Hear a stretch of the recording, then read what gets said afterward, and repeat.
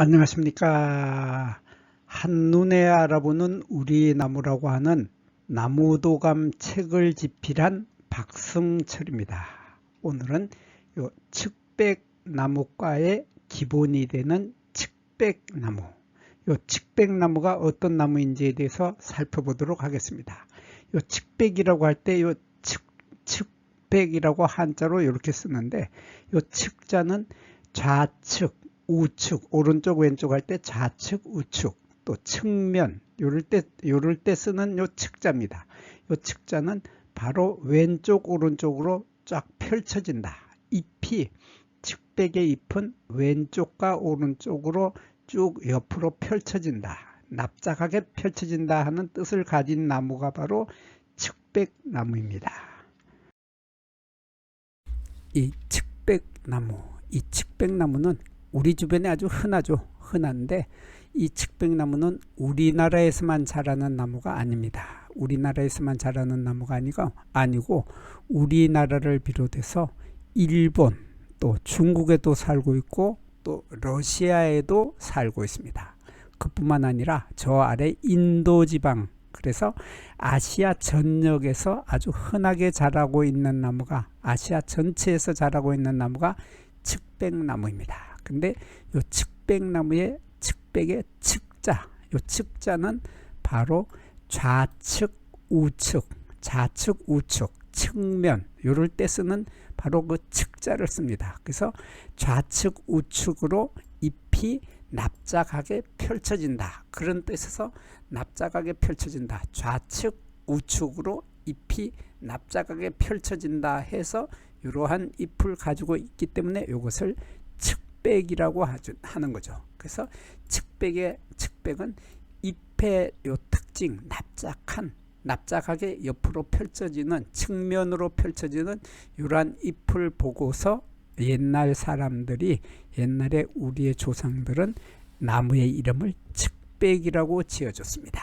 그래서 이 측백은 아주 향기가 좋죠. 측백의 향기도 좋고, 요 측백의 잎을 먹고서 옛날 이야기 속에는 이런 얘기도 있습니다. 요 측백의 잎을 먹고서 신선이 되었다, 그런 얘기도 있고, 요 측백의 잎을 먹고 아주 오래오래 200년 이상을 살았다. 또 측백의 잎을 먹었더니 머리카락이 새로 나고, 또 이빨이 다 빠졌던 이빨이 다시 나왔다, 이런 황당한 이야기도 옛날 이야기로 전해 내려오고 있는 것이 바로 측백나무, 아주 재미있는 나무입니다. 그래서 옛날 사람들은 이 측백을 아주 많이 잎도 먹고 그랬던 모양인데, 요즘은 이거 먹는 사람 없습니다. 먹는 사람 없고, 측백의 꽃이 피는 모습을 보면 이런 모습이죠.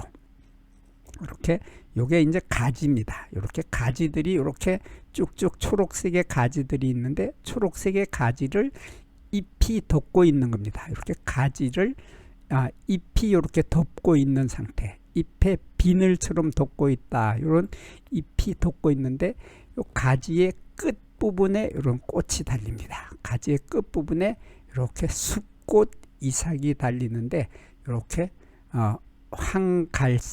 갈색의 이런 꽃이 피는 것을 숫꽃 이삭이라고 하고, 이러한 갈색으로 피는 이러한 꽃은, 이것은 암꽃 이삭이라고 합니다. 암꽃 이삭이라고 하는데, 이 숫꽃 이삭이나 암꽃 이삭이나 암수가 한 그루이기 때문에 같은 나무에 이렇게 숫꽃 차례가 달리기도 하고, 이렇게 암꽃 이삭이 달리기도 하고 숫꽃 이삭이 달리기도 하는데, 이 숫꽃 이삭을 자세히 보면 가지의 끝에서 이렇게 보면은 꽃이 피었을 때 보면 여기에 비늘 조각이라는 게 이렇게 있습니다. 이것이 비늘 조각이고, 이것도 비늘 조각이고, 이것을 한자로는 인편이라고 하는데, 이 인자는 생선의 비늘이라는 뜻입니다. 그래서 이 생선의 비늘처럼 생긴 것이 이렇게 하나가 있고, 여기도 하나가 있고, 여기도 하나가 있고, 이쪽에도 있고, 여기도 있고, 여기도 있고, 이렇게 생선의 비늘 조각 같은 것이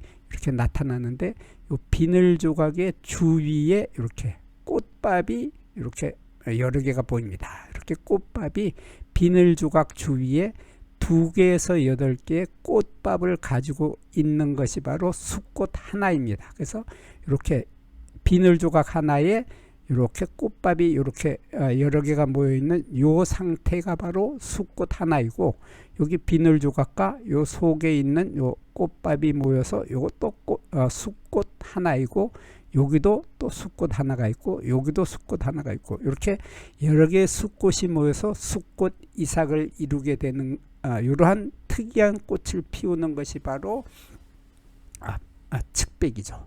이게 바로 측백인데, 꽃의 암꽃 이삭을 보면 또 더 특이합니다. 암꽃 이삭도 보면은 요게 숫꽃에서 보았던 요 비늘 조각이 여기는 이렇게 보입니다. 이렇게 비늘 조각이 이렇게 보이는데, 요 비늘 조각하고 요 비늘 조각은 같은 비늘 조각, 인편이라고 하는 생선의 비늘 같은 비늘 조각이 있고, 여기 암꽃 이삭에는 요 인편의 숫자가 8개다. 여기서 하나, 둘, 셋, 넷, 다섯, 여섯, 일곱, 여덟, 2개가 더 있는 모양입니다. 2개가 더 있어서 8개의 비늘 조각이 있고, 그 속에 보면 이렇게 뭐가 구멍이 뻥 뚫린 이런 파이프 같은 것이 보입니다. 구멍이 뻥 뚫린 파이프 같은 것이 보이는데, 이것이 바로 우리가 한자로 말하는 배주라고 하는 것이고, 우리말로는 미씨라고 하는데, 이 미씨가 6개가 있습니다. 그래서 이쪽에 요 비늘 조각, 요쪽 비늘 조각하고 요쪽 비늘 조각 아래에 보면 하나, 둘, 셋, 뒤쪽에 이렇게 3개 있고, 요 뒤쪽에도 3개가 있어서 전부 6개의 미씨, 배주를 가지고 있습니다. 요 암꽃 이삭이 나중에 열매가 되는데 여기에 미씨의 숫자가 6개이기 때문에, 요게 6개의 미씨를 가지고 있었기 때문에 나중에 열매를 맺었을 때 요 속에 들어있는 씨앗의 숫자가 6개가 된다. 그런 뜻이 됩니다. 그런 뜻이 되고, 여기에 있던 요 비늘 조각이 점점 시간이 지나면서 이것이 목질화돼서 딱딱하게 되죠. 그래서 처음에는 이렇게 말랑말랑한 이러한 열매 껍질이 있었는데, 이것이 시간이 지나면 이렇게 갈색으로 변하면서 이것이 딱딱한 목질화 되는데, 이것을 우리들은 한자로 실편이라고 하고, 우리말로는 열매 조각이라고 합니다. 이렇게 열매 조각이 이렇게 딱딱한 나무처럼 딱딱한 목질화로 되고, 그 속에 6개, 보통 6개의 씨앗이 들어있게 되는데, 이렇게 여기 보면 하나, 둘, 셋, 4개밖에 보이지 않는데 2개는 이미 떨어져 나간 모양입니다.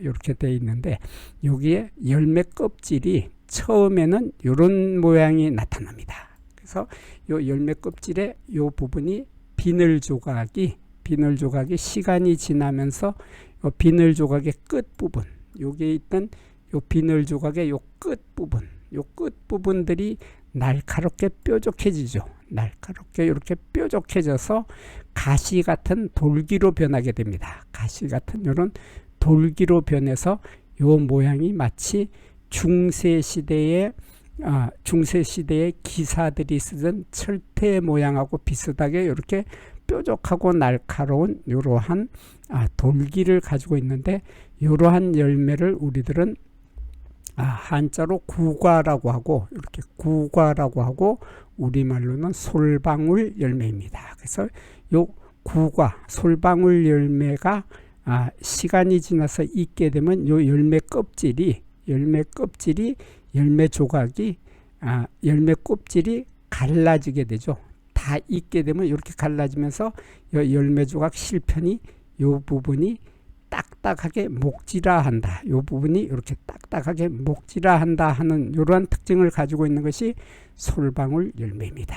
솔방울 열매인데, 요 속에 들어있는 씨앗은 날개를 가지고 있지 않다 하는 특징을 가지고 있습니다. 날개가 없다. 그래서 이 측백나무과의 다른 측백나무과의 아주 비슷한 이웃 사촌인 편백을 보면, 편백에는 그 열매 속에 씨앗이 이렇게 2개씩 있는데, 씨앗에 뚜렷하게 날개를 이렇게 가지고 있다. 날개를 가지고 있는데 반해서 측백나무는 그 씨앗에 날개가 없다고 하는 특징을 가지고 있는 것이 바로 이 측백나무입니다. 측백나무인데 이 측백나무는 키가 상당히 큰 나무입니다. 키가 커서 25m 정도 자라게 됩니다. 그래서 우리 주변에서 흔히 보는 측백나무들은 이 측백나무가 아니고 측백나무의 품종들이 많이 자라고 있죠. 품종들이 많이 우리 주변에서 키가 작은 나무들이 자라고 있는데 기본종이 되는 이 측백나무는 나무가 아주 이렇게 크게 자라서 높이가 25m까지 되는 아주 키가 큰 나무죠. 키가 큰 나무라서 이 나무는 사시사철 푸른 잎을 가진 상록수죠. 상록수이기 때문에 우리는 늘 푸른 나무다 하고 이러한 키가 큰 나무를 교목이라고 합니다. 교목이라고 하고 우리말로는 큰 키나무라고 하는데 이러한 큰 키나무에서 옆에 원가지라고 하는 굵은 가지, 이 굵은 가지를 원가지라고 하고 이렇게 기본이 되는 요 가지를 원줄기라고 합니다.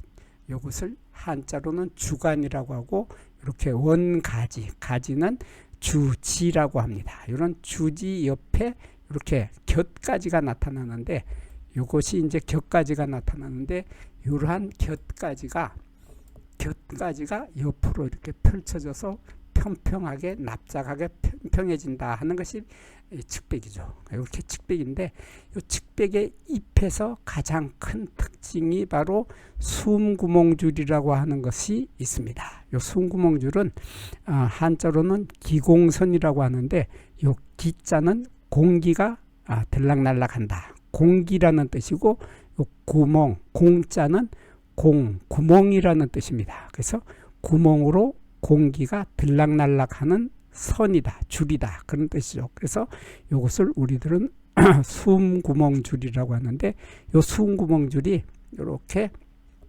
하얀 점으로 나타나게 되는데 이렇게 보면 이렇게 하얀 점들이 쭉 모여서 선을 이루고 있다, 줄을 모양을 하고 있다 해서 이것을 숨구멍줄이라고 하는데 이 숨구멍줄의 모양이 희미하게 이렇게 흩어져 있는 이러한 형태를 하고 있는 것이 측백인데 여기에 비해서 우리가 히노키라고 하는 편백을 보면 그 숨구멍줄이 흩어져 있지 않고 이렇게 Y자 모양을 형태를 하고 있습니다. 이러한 Y자 모양을 하고 있고 이것이 Y자 모양을 하고 있는 이러한 숨구멍줄을 가지고 있는 것이 편백인데 비해서 화백이라고 하는 또 그 이웃에 있는 측백나무과의 식물은 보면 이 모양이 나비의 날개처럼 이렇게 좀 넓다, 이렇게 넓은 이러한 숨구멍줄을 가지고 있다 하는 이러한 차이를 가지고 있는데 측백나무는 그 숨구멍줄이 흩어져서 막 쌀을 틀어 놓은 것처럼 이렇게 흩어져 있다 하는 이러한 특징을 가지고 있는 것이 바로 측백나무였습니다. 여기에서 잠깐 구독과 좋아요를 누르는 시간을 갖도록 하겠습니다. 여기 나무도감 공부는 박승철이 사진을 찍고 박승철이 글을 쓴 한눈에 알아보는 우리 나무라고 하는 나무도감 책을 펼쳐서 공부를 하였습니다. 공부를 하고 난 후에 만나게 되는 나무는 바로 내 친한 친구를 만나는 것처럼 반갑고 호기심 넘치고 흥미진진한 기쁨을 가슴 가득 안겨주게 될 것입니다. 오늘의 공부는 여기서 마치도록 하겠습니다. 감사합니다.